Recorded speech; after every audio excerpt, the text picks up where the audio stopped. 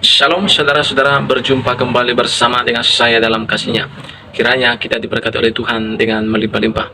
Pada hari ini kita akan mendengar tanggapan daripada seorang Ustadz Suparman.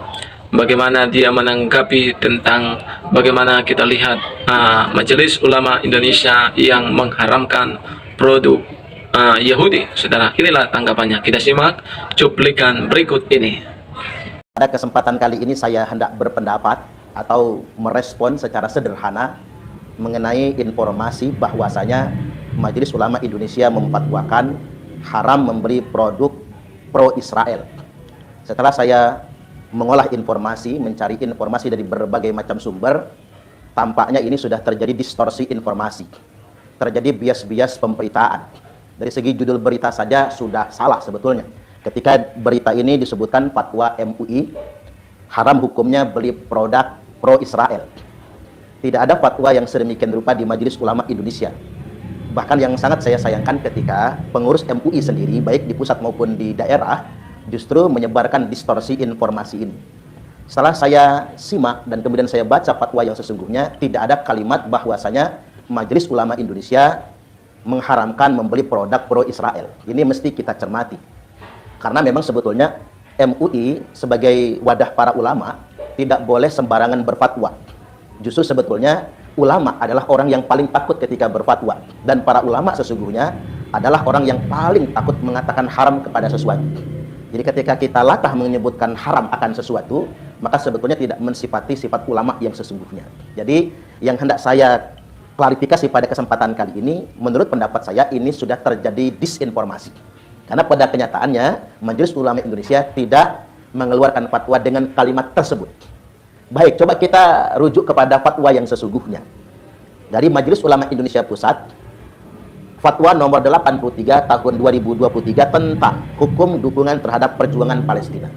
Jadi ini bukan fatwa terkait dengan keharaman membeli produk pro-Israel, tapi ini fatwa tentang dukungan atas perjuangan rakyat Palestina. Lebih ke sana sebetulnya. Jadi diharapkan kepada berbagai macam pihak agar menampilkan fatwa yang aslinya, agar tidak terjadi misinformasi. Karena mengapa? Sifat fatwa itu harus ditaati oleh umat. Jangan sampai kemudian fatwa diabaikan begitu saja oleh umat, dikarenakan kesalahan dalam menyampaikan informasi. Kita langsung saja kepada poin keputusan fatwa tersebut.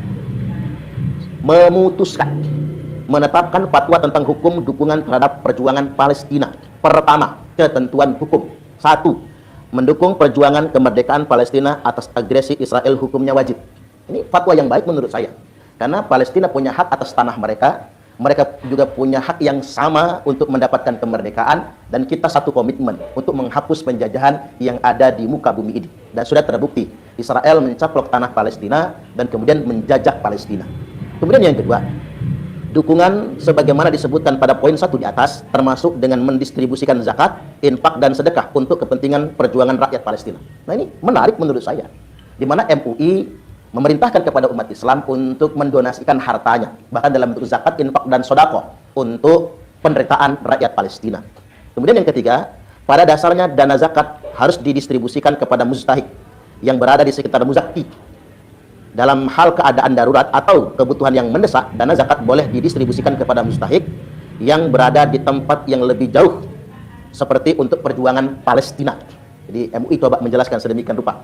Poin yang keempat, mendukung agresi Israel terhadap Palestina atau pihak yang mendukung Israel, baik langsung maupun tidak langsung, hukumnya haram. Nah ini jelas, tidak ada disebutkan di sini produk pro-Israel, tidak ada. Tidak ada produk muamalah yang dikatakan di sini. Jadi di sini tidak ada dikatakan terkait dengan produk tertentu, tapi justru di sini dikatakan, dan ini masuk akal sebetulnya. Kita tidak boleh mendukung penjajahan yang telah dilakukan Israel terhadap Palestina. Kemudian yang berikutnya, di bagian kedua ada rekomendasi. Rekomendasi yang pertama, umat Islam dihimbau untuk mendukung perjuangan Palestina, seperti gerakan menggalang dana kemanusiaan dan perjuangan mendoakan untuk kemenangan dan melakukan sholat gaib untuk para syuhada di Palestina. Yang kedua rekomendasinya, pemerintah dihimbau untuk mengambil langkah-langkah tegas membantu perjuangan Palestina, seperti melalui jalur diplomasi di PBB untuk menghentikan perang dan sanksi pada Israel, pengiriman bantuan kemanusiaan, dan konsolidasi negara-negara OKI, Organisasi Konferensi Islam, untuk menekan Israel menghentikan agresi. Rekomendasi yang ketiga, umat Islam dihimbau untuk semaksimal mungkin menghindari transaksi dan penggunaan produk yang terafiliasi dengan Israel serta mendukung penjajahan dan Zionisme. Jadi, bicara tentang produk, MUI cuma menghimbau. Saya ulang, coba kita baca dengan cermat.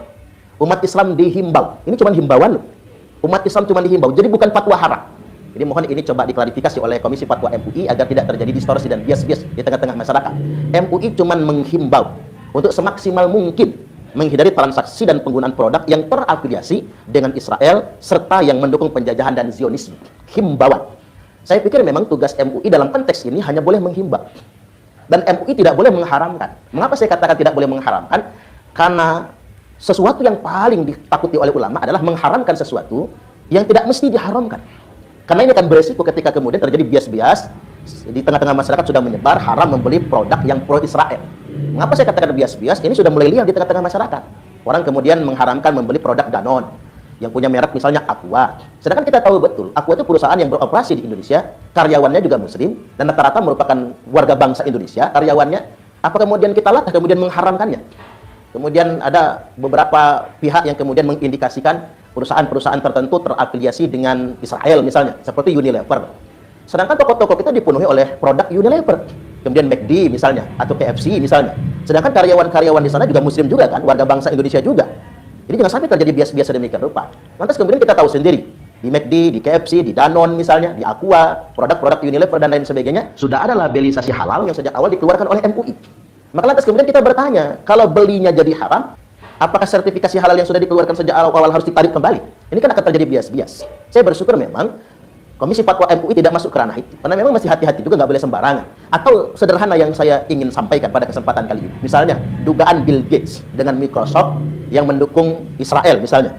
Atau perusahaan nirlaba milik Microsoft diduga mendukung upaya Israel menyiksa rakyat Palestina. Informasi ini kan sejak awal sudah menyebar di media sosial, di pemberitaan media-media online.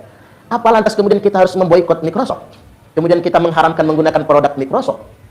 Kalau orang se-Indonesia Raya tercinta ini kemudian mengharamkan produk Microsoft, berarti kita nggak boleh pakai komputer dong. Kita nggak boleh pakai laptop.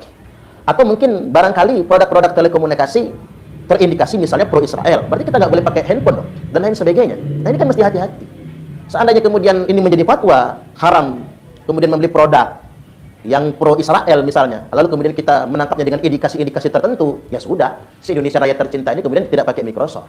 Nah, saya perlu ingatkan, saya berbahagia fatwa MUI tidak ke sana. Fatwa MUI sudah pada koridornya, yakni kita diwajibkan untuk mendukung perjuangan rakyat Palestina dalam rangka meraih kemerdekaan mereka. Sekaligus juga kita dihimbau untuk menyumbang, menyalurkan zakat infak sedekah kita atau donasi kita untuk membantu penderitaan rakyat Palestina.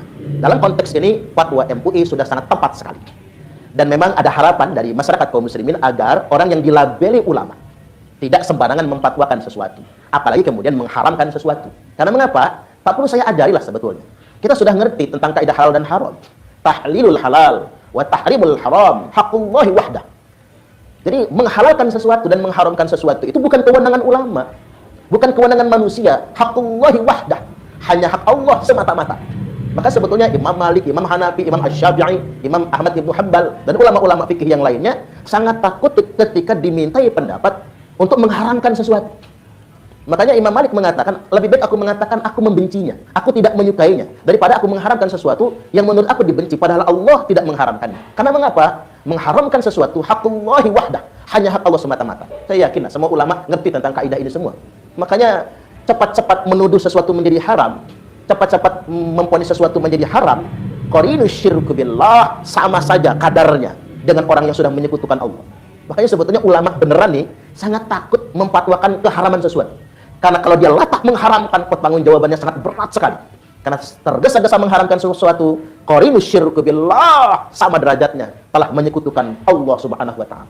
Maksudnya apa? Latah mengharamkan itu berarti kita menuhankan diri kita. Itu bahayanya sebetulnya. Itulah mengapa disamakan dengan orang yang telah menyekutukan Allah. Makanya ma ahallallahu fi kitabihi fahuwa halal. Apa saja yang Allah halalkan dalam kitabnya, itulah yang halal. Wa ma fahuwa haram, dan apa saja yang sudah ditetapkan haram maka itu haram.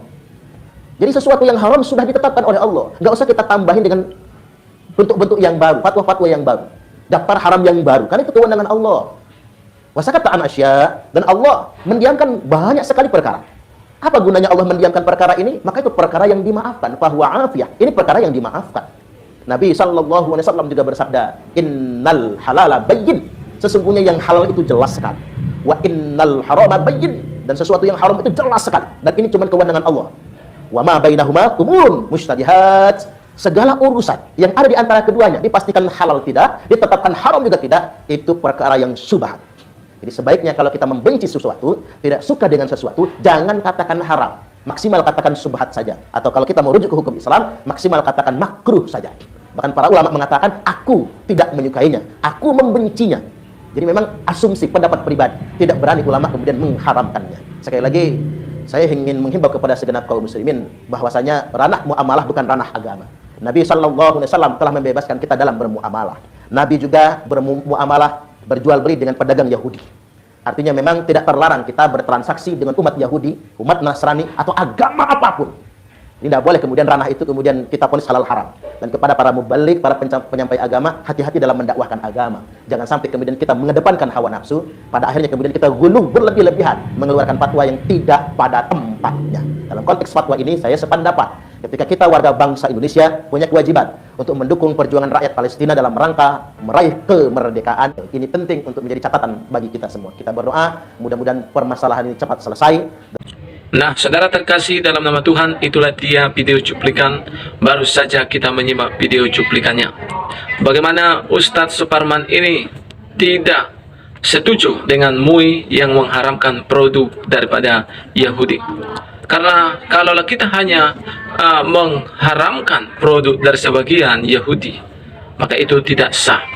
Ya, tentunya mereka juga harus mengharamkan semua produk Yahudi, seperti mikrofon, seperti handphone, seperti YouTube, seperti saudara laptop, dan banyak lagi. Jangan itu mereka pakai lagi, ya.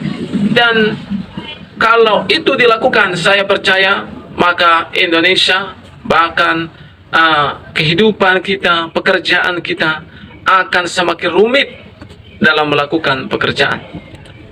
Seperti handphone, kita butuh handphone. Handphone ini akan mempermudah semua urusan pekerjaan kita, dan juga laptop juga akan mempermudah, mempergampang semua urusan pekerjaan kita.